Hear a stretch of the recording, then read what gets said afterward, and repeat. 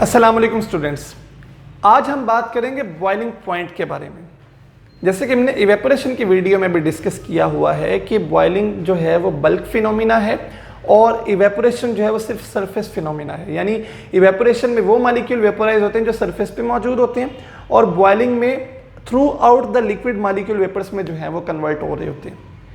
अब boiling point एक ऐसा टेम्परेचर है जिस पर लिक्विड बॉयल होना स्टार्ट हो जाता है। यानी वो टेम्परेचर जिस पर लिक्विड बॉयल होना स्टार्ट हो जाए उसे बॉइलिंग पॉइंट कहते हैं। The temperature at which the liquid starts boiling is called boiling point of the liquid.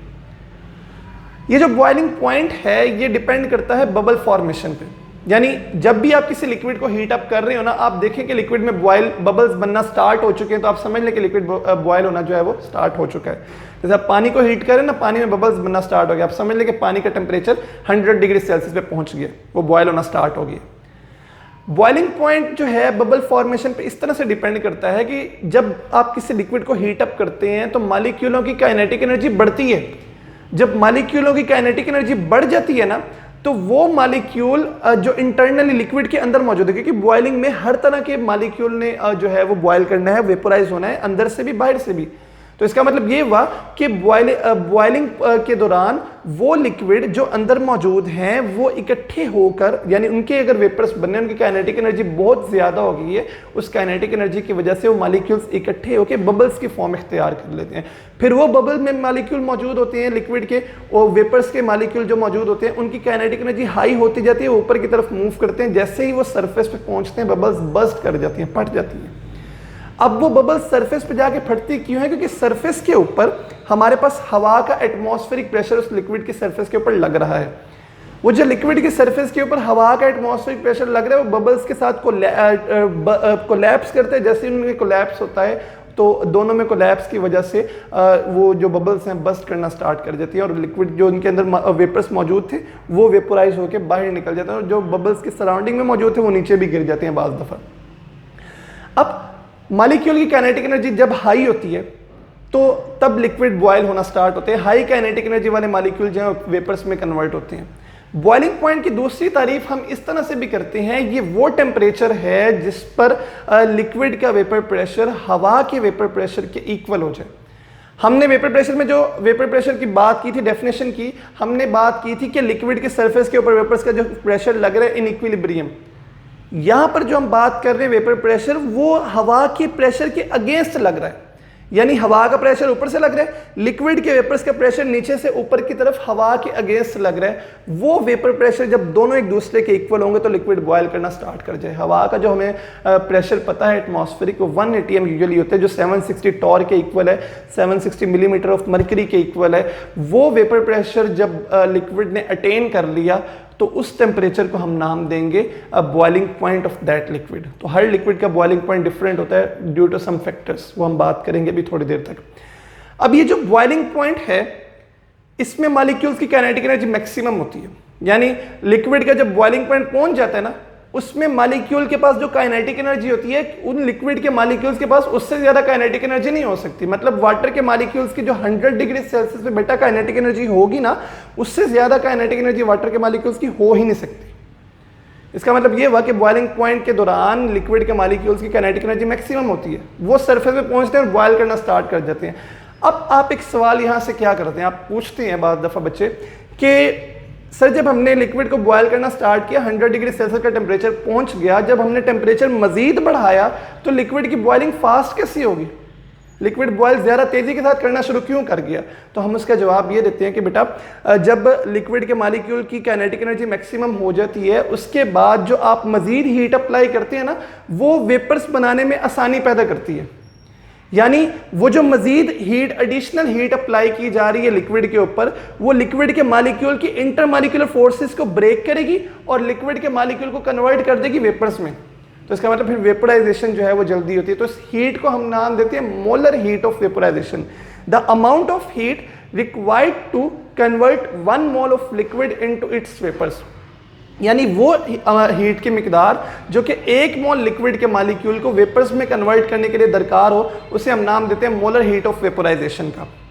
अब ये जो मोलर हीट ऑफ वेपराइजेशन है मुख्तलिफ मालिक्यूल्स की मुख्तलिफ है। वाटर के केस में जो मोलर हीट ऑफ वेपराइजेशन है वो 40.6 किलो जूल पर मोल होती है, यानी 1 मोल 18 ग्राम पानी को बॉइलिंग पॉइंट के बाद वेपराइजेशन की जो हीट रिक्वायर्ड होती है वो 40.6 किलो जूल पर मोल है। इसका मतलब आप 40.6 किलो जूल पर मोल 100 डिग्री सेल्सियस पे मजीद दे दें वाटर के मालिक्यूल्स को तो 18 ग्राम पानी फौरन से बॉयल कर जाएगा। इतनी ये हीट स्ट्रॉन्ग होती है जो इंटरमॉलिक्यूलर फोर्सेस को ब्रेक कर देती है। अब ये जो टेम्परेचर बॉइलिंग पॉइंट है इस पर लिक्विड के मालिक्यूल की काइनेटिक एनर्जी तो मैक्सिमम है, इससे ज़्यादा काइनेटिक एनर्जी इसके पास नहीं हो सकती। तो इसका मतलब कि अब लिक्विड के मालिक्यूल की जो बॉइलिंग होगी वो through out the liquid start हो जाएगी।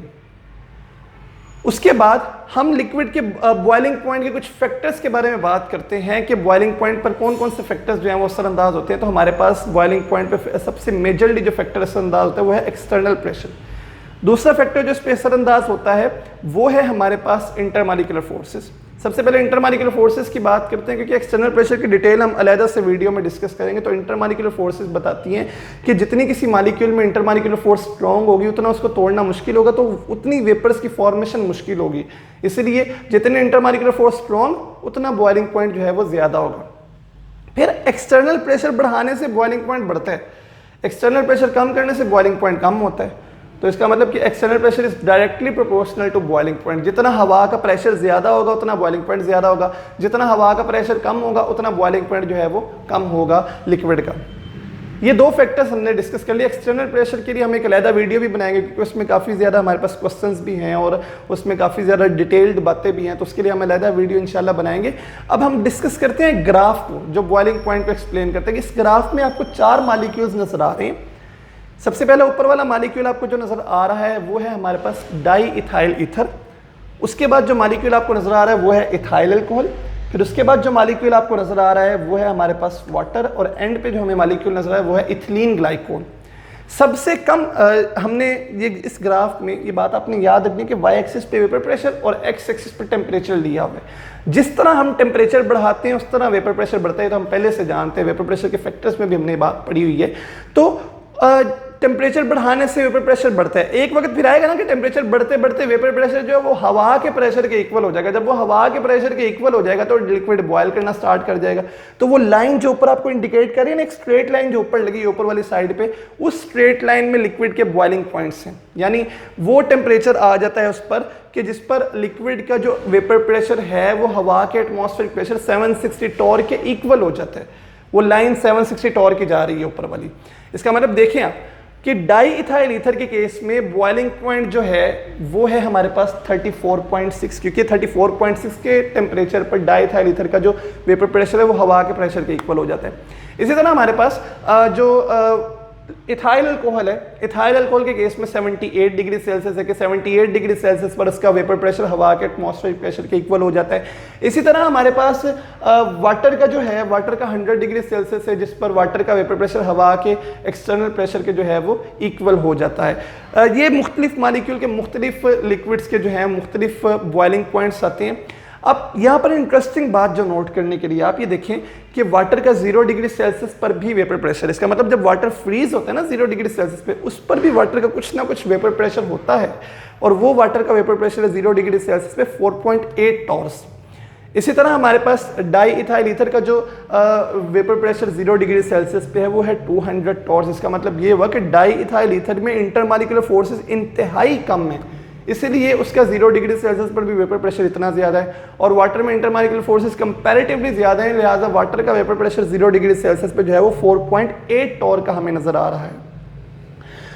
अगली बात देखी जाए एक्सटर्नल प्रेशर के बारे में तो बहरहाल हम नेक्स्ट वीडियो में बात करेंगे, लेकिन यहाँ पर हम एक इंटरेस्टिंग बात एक और नोट करते हैं कि जैसे जैसे हम टेम्परेचर बढ़ा रहे हैं ना तो वेपर प्रेशर जो है बढ़ रहा है, लेकिन हाई टेम्परेचर्स पे आप ये बात नोट करें कि पहले ये लाइन जो है वो ये इस तरह जा रही है, हल्की सी ऊपर होती है, तो जब हाई टेम्परेचर आता है तो एकदम स्ट्रेट होना शुरू हो जाती है।